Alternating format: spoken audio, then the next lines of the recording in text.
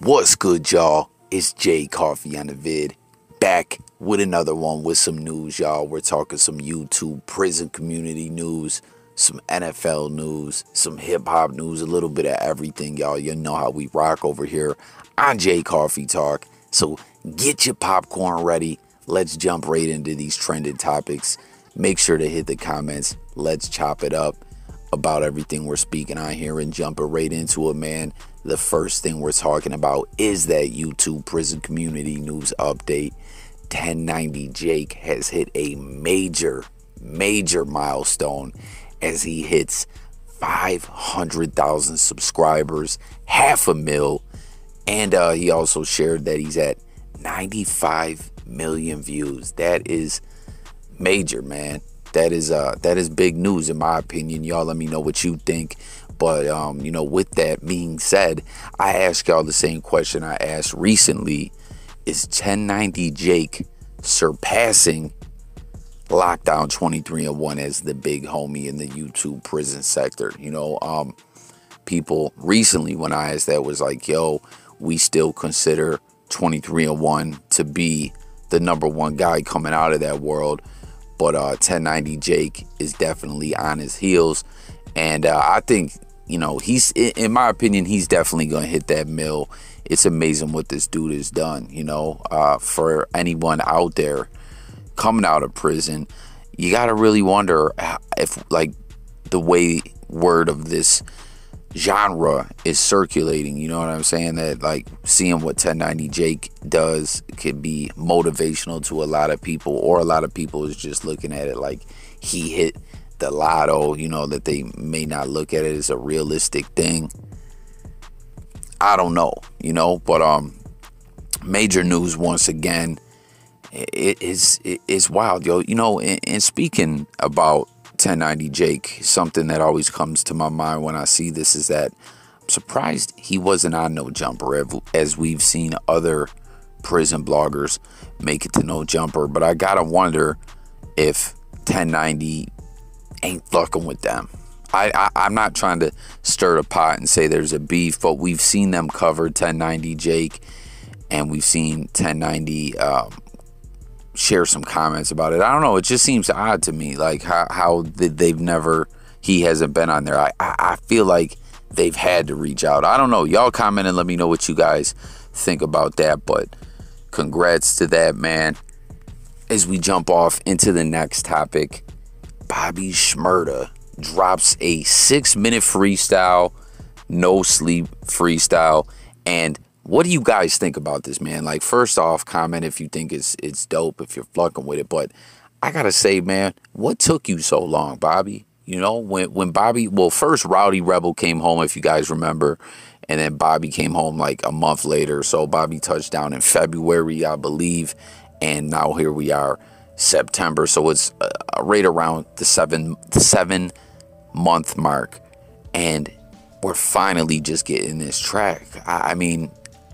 Obviously, I'm sure Bobby had a lot of ish he wanted to get to, he wanted to do when he came home nonetheless. But I'm just shocked that it took this long for something to get out there. The world was going crazy when these dudes came home. The hip-hop world, the fans, everyone was really supporting Bobby Schmurda. As I pointed out back then, he was kind of being held in high regard, almost as the anti-6ix9ine, because we seen 6ix9ine catch the case. We know he cooperated with the government, came home, all that went down, all those discussions and everything like that, and all the ish we seen him do since he's been home, all the way up till recently, frequently collaborating with Whack 100. And then we got Bobby, who came home and did things different, loyal to his homies and everything like that. And I don't know, it just feels kind of like a missed opportunity to me. I'm not trying to diss the man or anything like that, but once again, let me know if you think the freestyle is dope. But do you think he kind of dropped the ball here and lost some momentum? I don't know. I just I feel the momentum isn't there like it was. I'm not saying Bobby still can't do big things. It's just I don't get the delay. You know what I mean? Bobby coming home, shit was so crazy. There was so much momentum there. his old tracks were doing crazy numbers and getting certified platinum and all that ish. And I don't know. But here we are now. Let's talk about it. Get in them comments. Here we got this viral video. I don't even know what to say about this. I just seen this ish and said, yo, this shit is crazy. What, like, are these dudes gymnasts, or is this some kind of gymnastics type shit? Like, shit's crazy. You know what I'm saying? I almost feel like Rey Mysterio and, one of the WCW cruiserweights from back in the day. We'd see them do this in a match or something, like 50 reversals or something like that, before someone executes a move. But I just had to share this with y'all and say, what in the fuck is going on here? Tap in, share your thoughts, let's talk. Then we got Diddy, I'll Be Missing You. Classic track. Biggie, one of the GOATs, killed, and Diddy made this track to pay tribute and honor his fallen artist, his fallen friend, Notorious B.I.G. And I'm sure y'all all done heard the story how Diddy didn't clear that sample with Sting, of the police, the group, the police, without me watching you, and the revenue agreement they came on makes Sting a heavy bag with I'll Be Missing You. Kind of reminds me of the whole Lord Tariq Peter Gunn situation with Deja Vu not clearing that sample. What Steely Dan did by taking all rights to the song, 100%, and charging them a bag on top of it. The Diddy situation was a little different, but still, Sting gets a hefty bag off that one. But why this song is in the news right now is Billboard came up with this list of greatest summertime records of all time, and they're saying Diddy and Monica and Brandy with The Boy Is Mine are like the two top summer songs of all time, with the nod going to I'll Be Missing You. But I was just gonna say, obviously a classic song. It's dope that he's honoring Biggie, and everything. 100%. Great track, classic song. But do you look at it as a #1 summer record? Like, I don't know exactly what they mean by this. Like, I guess just because the song dropped during the summer, but it doesn't really have summertime vibes to me, in my opinion. I guess neither does The Boy Is Mine, really. I'm guessing it's just because the songs dropped in the summer. Like when I think of a summertime anthem, I don't know. I guess I was going to say I think of a song like Jagged Edge, Where the Party At, or something like that. You know what I'm saying? It's like got you feeling like, you're out having a great day in the summer. You know what I'm saying? You're in a tropical paradise type setting, vibing out at a party or something, an upbeat party with a tropical drink in your hand or something. I don't know. Maybe I'm tripping. I just, seen this news here and I was like, is that the #1 summertime song of all time?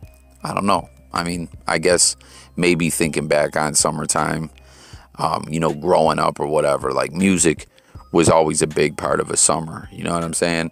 The songs that were in rotation, especially back then before the streaming era, it was like what was on MTV or BET or on the radio, or what CDs, you and your friends were listening to or whatever. But it is what it is, I guess. So y'all comment. Let me know what you guys think about that. Then some interesting news here, right? Chief Keef,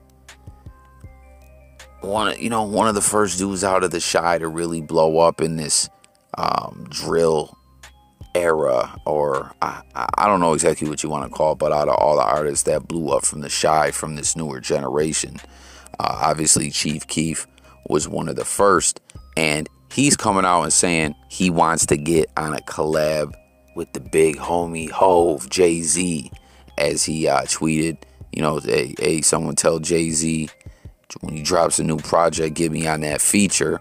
And comment and let me know if you guys could see this happening, could see Jay-Z collaborating with Chief Keef.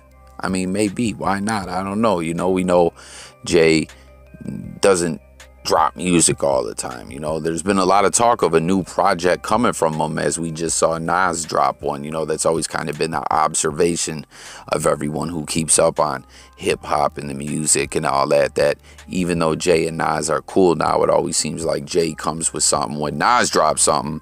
But I don't know. We got the Nas project almost a month ago now. Still no release from Jay-Z, but we've been hearing talks of a new Jay project for a while.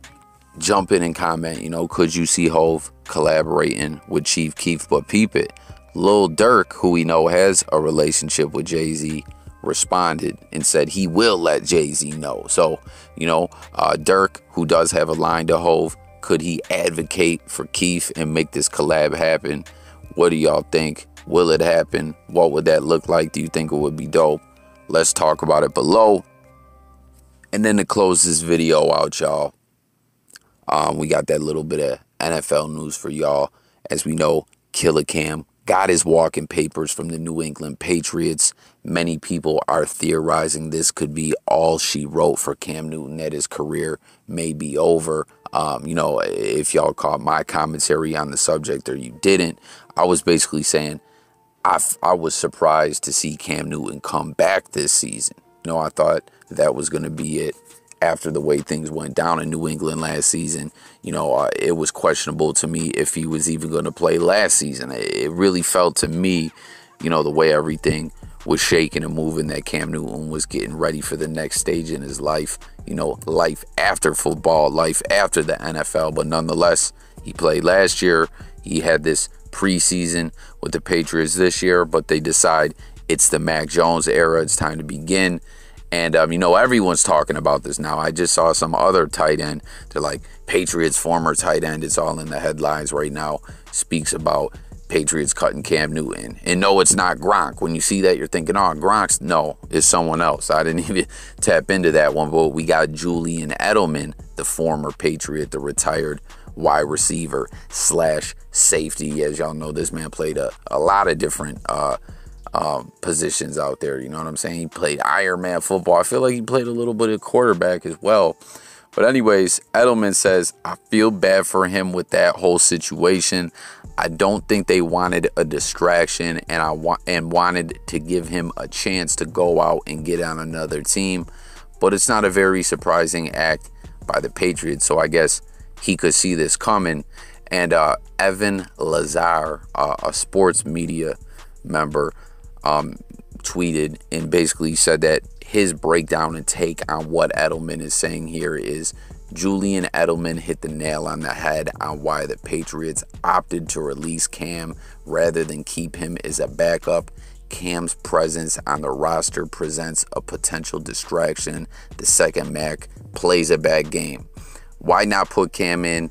Cam is too big of a star to back up a rookie. So comment and let me know if you guys agree with that there. You know, what Edelman is saying, what this journalist is saying Edelman is saying. Basically that, you know, the Patriots said, yo, Mac's the guy. He's ready to do this. You know, for also like, hey, if we release Cam, if at this, like right now, let's release him ASAP. So if he does get a shot with an opportunity with another team, he can get right to that. And, you know, basically they said it didn't make sense to keep him on the roster behind the rookie. You know, quarterback controversy when if Mac does have a bad game, you know, like they decided he's ready. So there's going to be ups and downs. And if Cam's on the roster, you know, people are going to flip the script and say, yo, put Cam in there, put Cam in there. You know, he's too big. Who Cam Newton is, what his whole career encompasses, doesn't, you know, it just don't fit to have him riding the bench as the number 2 behind the rookie. So comment and let me know if y'all agree with that narrative there, as well as everything else we touched on in this video. It's Jay Coffee Talk, y'all. I thank y'all for tuning in. I will catch you guys on the next one. Have a great day, y'all. New viewers, make sure to sub over here. Daily content, music, news, sports, current events, life, and much more. And I'm gone, y'all. Peace.